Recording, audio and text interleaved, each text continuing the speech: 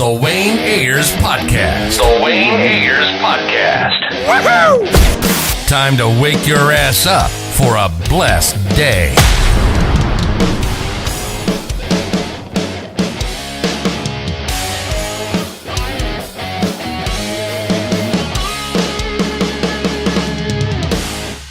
Hey, Zach, Wayne. how you doing today? I'm doing great. How you doing? Pretty good. Let's get to it. In Rebel Moon 2, there's a character that might reveal a dark secret from their past. What are your thoughts on redemption, and can anyone truly be redeemed? And what qualities do you think make a character worthy of a redemption in your eyes? Yeah, no, I feel like Korra's character, I think they're all like on some sort of redemptive path, but Korra for sure. And I really wanted to I felt like we weirdly relate to these broken characters probably more than like some goody two-shoes perfect person that never did anything wrong. I think we're all on some sort of redemptive journey. And so, yes, there is a limit to what we can come back from probably, but we're trying to push that a little bit. Nice. Now, I don't want to put you on the spot, but I really have to know. I want to know, what do you think are your top 4 movies that you directed, and does Rebel Moon makes that list? Absolutely, Rebel Moon makes the list right now. I'm always very up on my sort of latest is my favorite, and especially I feel like the director's cuts. When you see the director's cuts of Rebel Moon, I think you really understand why I would say they're my favorites. And then Watchmen, of course, and Justice League are among my favorites. And I would say also, let's see what else. The Ultimate BVS and Man of Steel. That's something like that. Yeah, okay. Nice. Previously in your works like the 300, Watchmen, Justice League, and now Rebel Moon, you demonstrate a knack for creating visually striking and immersive worlds. How do you visually approach world building in your projects? Yeah, I mean, I guess, that's kind of the trick. I don't, I try not to premeditate it too much, try and let it just be like a process of whatever the world demands is that as far as the story goes, like what is the story asking to be for visually to be its companion. And so that's kind of pretty much how I approach it. I do a lot of drawing, and through the drawing and the story, kind of start to hone in on what will be the visual style of the film. Nice. The Rebel Moon universe is kind of vast. Are there any specific stories or characters you would like to explore, even outside a spinoff or a TV series, that sort? Yeah, well, I mean, we have the Blood Axe comics, for instance, which I think absolutely could be made into a TV show or a film. There's a really compelling and beautiful story there. Obviously, Blood Axe. We're working on a Nemesis backstory comic at the same time, which would also be really amazing. So, yeah, I think those two, obviously, as well as what we have planned, for the future with, the sort of semi-grown. Because in the timeline, if you actually pay attention, Princess Issa was assassinated 4 years ago. So it was 4 years ago that Korra was in the Imperium. It's been 4 years she was on the run. And so Issa is 17 now. So if she were to be alive, if she'd be 17. So you have this we have this kind of other thing happening. Nice. If you could add an actor or actress to the Rebel Moon franchise, who would you want to be in it? Oh, add an actor. Actor or actress. Actor and actress. You could add an actor and actress. Let's see. I definitely would want, Billy Crudup always. I'm always looking for a spot for Billy because I love Billy. And actress, let's see. I love so many. I'm a kind of an Anne Hathaway fan, so I don't know if she would ever do anything that I was doing, but I guess you'd be interested. Yeah, maybe. How are you doing today? Hey, good. How are you doing? Pretty good. I really enjoyed it. Your character is one of my favorite in the film, so I'm glad I'm talking to you today. Thank you. One thing about Rebel Moon is Rebel Moon is all about fighting for freedom. What does freedom look like in your character's ideal world? Um, I think freedom to Gunnar is synonymous to peace, probably, and living in harmony with the land.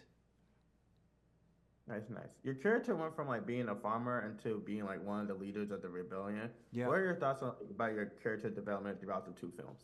Well, I thought that it was going to be very satisfying to play Gunnar because he has such a huge arc. He goes through such a massive transformation from being a naive farmer. He's the most regular guy out of the whole ensemble, and he ends up being a badass.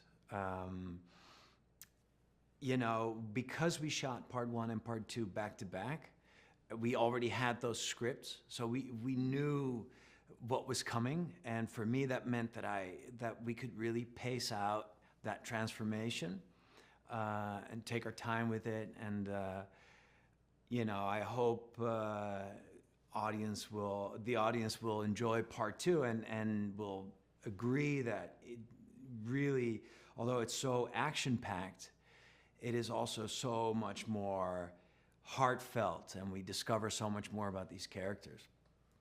Nice. You did like two films back to back with Zack Snyder. I want to know if there's anything that you learned from that you be like taking, like moving forward with your career. Like, okay, I learned this from Zack Snyder. I'll probably use this going forward throughout my career. Yeah, I mean, the way he worked, it was really inspiring to me. One of my colleagues, Charlie, had mentioned, I heard him say this earlier, and I thought it described it so well, that when Zack is making a movie like Rebel Moon, when he's on set, he is so comfortable with this world, and which is remarkable because it's so technical as well, right? Lots of green screen, and but it kind of feels like he's just a guy that is tinkering with his motorcycle in his garage. It's like, oh, wait, I need that thing. Okay, let's give me that. Okay, let's get a saw. All right, we got it. Let's go.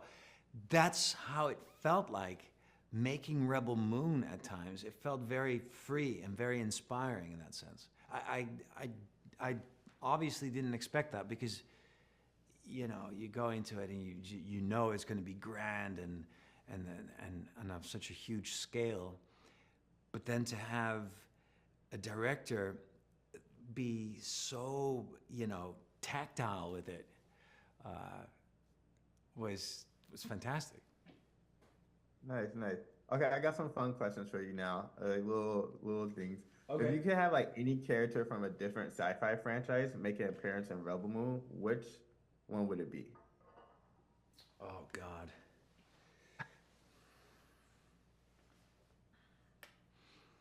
I mean,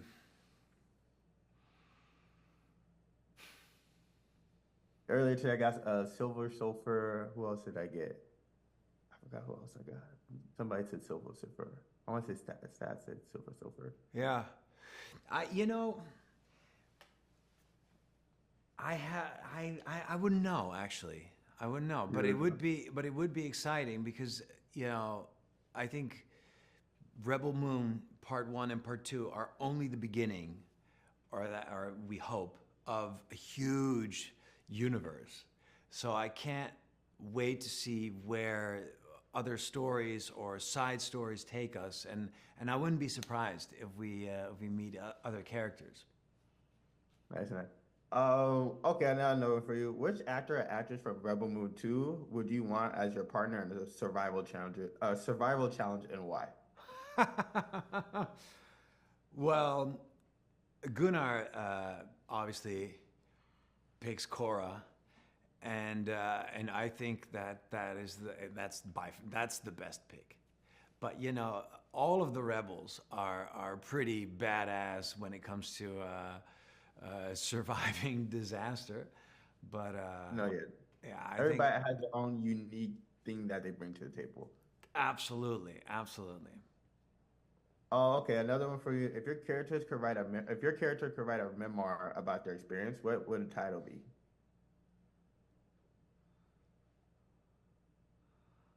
Huh. Hmm. um, well, how about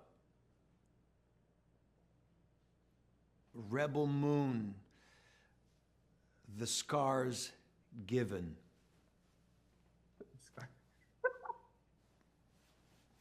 Okay.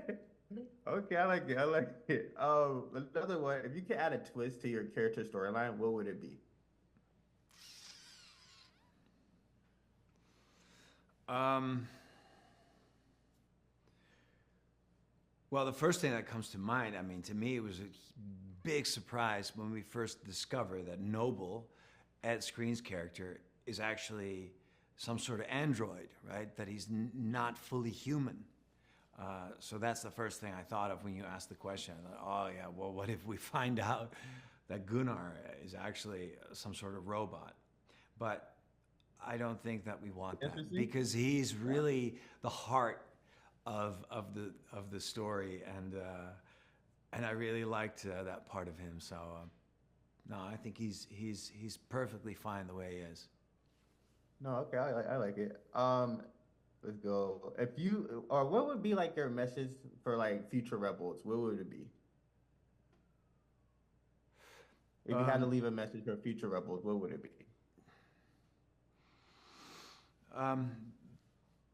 My message would be believe in yourself and fight for the power of love. Nice, nice. I like that. Okay, another one. If the Rebel Moon franchise had to do a crossover with another Netflix series or movie, what series or movie would you like to do a crossover with? Oh my God. There's a lot of options. Honestly. I mean, it's hard, you know? I mean, like, the first thing that comes to mind for me is like a sci-fi show that I really love on Netflix is Black Mirror. That would be dope. Yeah. So like a Rebel Moon, like a Rebel Moon themed Black Mirror episode. That would be pretty epic. And, you know, I imagine it to be very conceptual.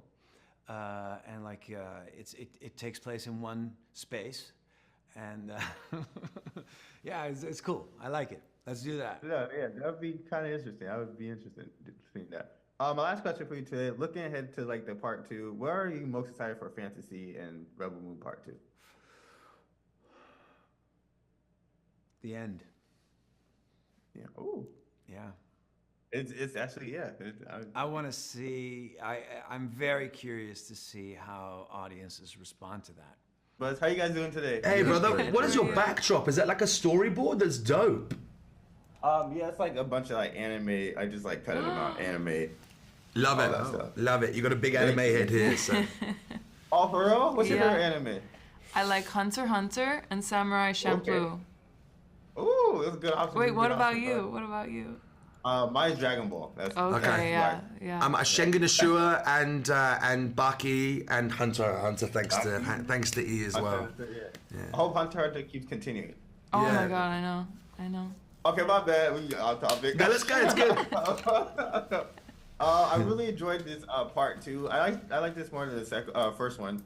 My first question for you guys is like Rebel Moon is like a story of hope amidst of oppression. What message do you think like the film ultimately delivers about the power of resistance? Good question. I think Stand up for what you believe. Yeah, I did. Never give up. Yeah. You know. Yeah, I think it's that. Compliment. What? Yeah. Compliment. Yeah, no, it's. I think it is that. It's that. Like Jaimin so poetically says, the journey of 1,000 miles starts with a single step, and can start with a single person, and the story also in part 2 really reflects the fact that anyone can be a warrior and stand up for what they believe in.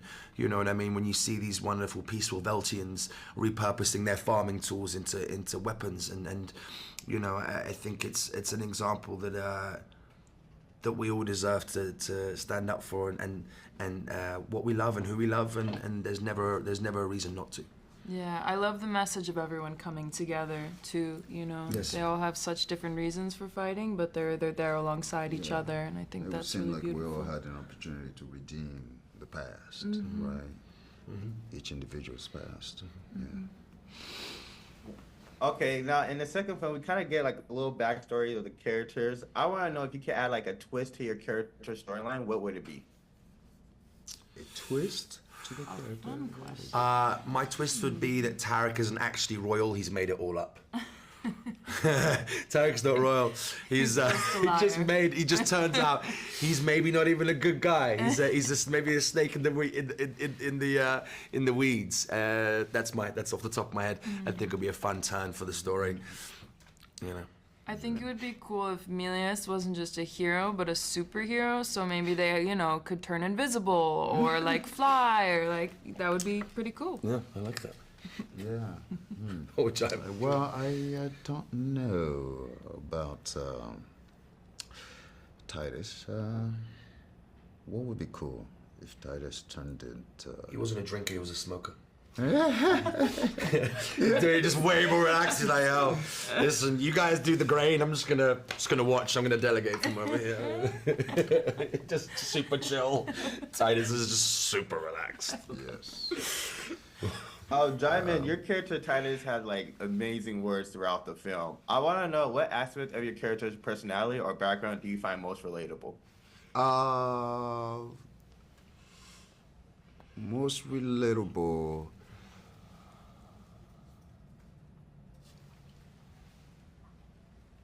Most relatable. It would have to be.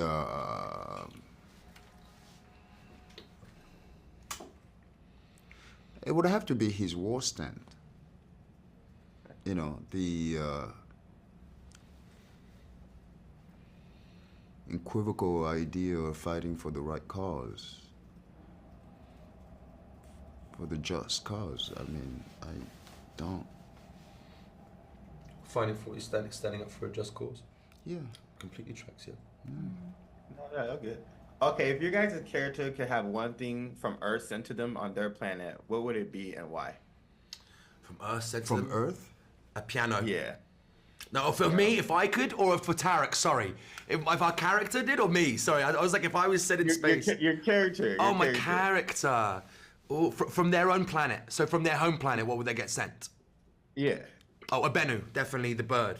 There's such a symbolic aspect of his world, and I kind of, as a bird nerd myself, I think we'd take these guys down a little faster if I had our griffin-like creature. So, hoping part 3 they return. Yeah, it'd be the Bennu. Yeah, I think everyone will take a Bennu. You know, I mean, on. if we can Yeah. ride that thing. Yeah, right? I'll teach you to ride it. It's all good.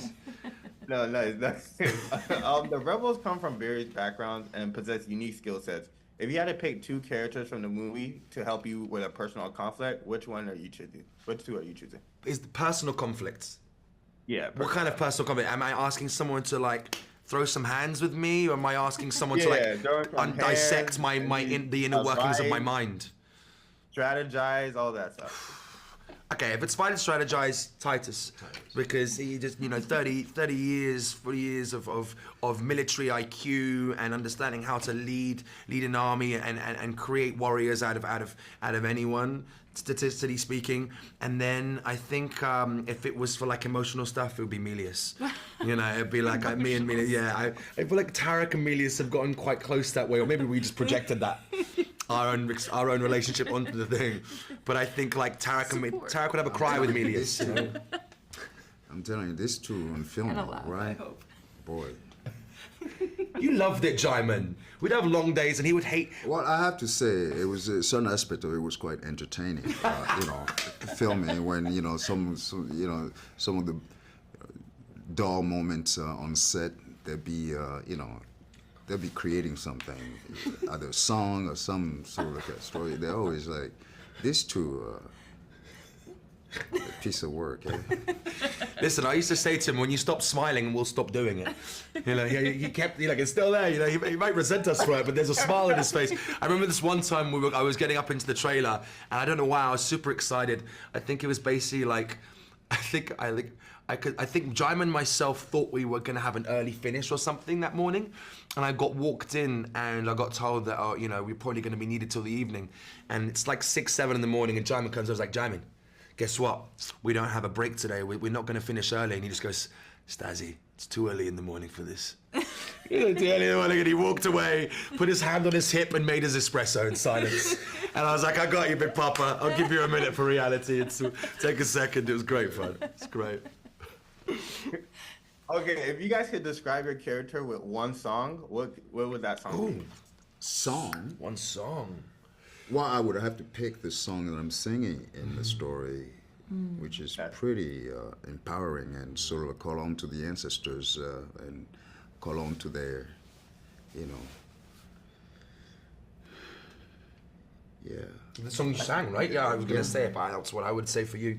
I'm still thinking. Have you got one? Eye of the Tiger. Oh, yes, okay. I like that. I like that. There's even the costume. It's orange and black. I mean, come on. That was a good one. That was a good one. This is a tough one.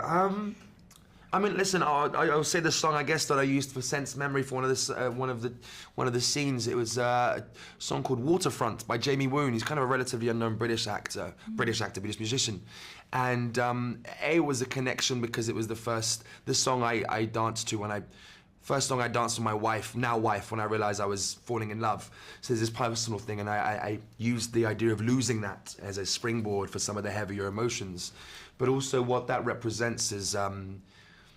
Letting go and finding and trusting that love or life will serve you and guide you. It's not always up to you to find, you know, one of the lines is come, let it flow wherever it takes you, you know, and I think that's kind of what Tarek does when he signs up for this. So maybe that song. Nice. Okay, if you guys could have like a different like sci-fi character join the Rebel Moon series, which character would you want to have in it? Sci-fi character. I mean, we're talking about superheroes now, or what? Any kind of sci-fi hero. So could be Marvel, could be DC, could be space. Like Yoda, whatever, don't matter. Any sci-fi character. Ooh, that's a tough one. I'll be Shazam. I love that. Yeah, I love that. Love that. You're friends with him in another world, so you can bring him along anyway. Come on, let's go. The ancient magician. Come on, let's go. You know me. Let's go to Velt. Who would I bring in sci-fi? That's a really good question. My brain instantly just goes to the Silver Surfer. I don't know why, because he's just so dope. He's just like a weird, like, you know, nomad who just floats around like in this weird mercurial metal form endlessly. There's something so mysterious about him, and you never really know where he stands. You know, in a lot of the movies, he's kind of like a man sent on a mission you're not really sure if it's good or bad, and I just think it's really cool. I go the Silver Surfer. I'm not sure if he'd be helpful, but I think but he's super cool and he looks awesome. So I'd be like, That oh, fits look, in. yeah. He could probably help out beating the ships. Maybe. He could definitely Okay, beat there the we ships. go. He would. Well, that's if he was on our side. What if he was like, I get it, and then he's like, and then he destroys us. You know? Yeah, That's difficult. Yeah. I just rewatched all 3 Lord of the Rings, so all I can think is somebody from that universe. I would even take Gollum, you know? Gotta go Gandalf. I mean, that's, yeah, riding in on that horse, come on. I have a Gandalf story before we carry on very quickly. I was back in the days when I was serving drinks, and you know, as we all do, having our side jobs. I used to work in events, and I once was doing an event for the Daily Mail, the Telegraph, one of the big publications in the UK, and I was the coats. I would take care of the coats. So guests would come in, give me a coat. I'd give them a tag, and they'd leave. So Ian McKellen, who plays Gandalf, gives me his coat. I'd say nothing. I keep it super cool. I do nothing, as I always am, super cool. And at the end of the night, he comes to get his coat, and I was this close to saying, "You shall not pass," because technically he wasn't allowed to pass. I was the only one allowed in the cloakroom. Luckily, I didn't say that, but now I've always wondered, should I have said that? Because who else gets to say that to him in context? Well done on your restraint, first of all. Thank you. Yeah. And there we go. Sorry, we're moving on swiftly. Look at Giant. Just look I at was this. thinking, this is a coat check, yeah. Okay. How are we here? ADHD, Giant, that's how we're here. Thank you guys so much for your time. I really appreciate it. Thank you, I really brother. enjoyed it. Thank you, man. Big love.